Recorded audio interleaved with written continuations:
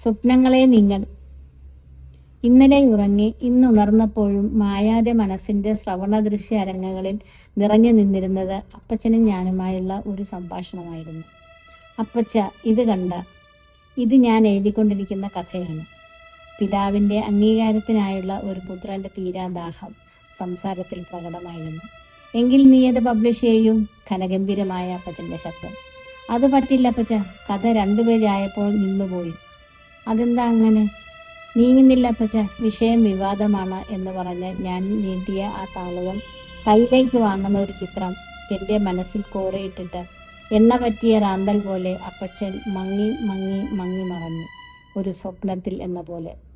അതും ഒരു സ്വപ്നം മാത്രമായിരുന്നു എന്ന് ഞാൻ തിരിച്ചറിയുന്നത് വരെ.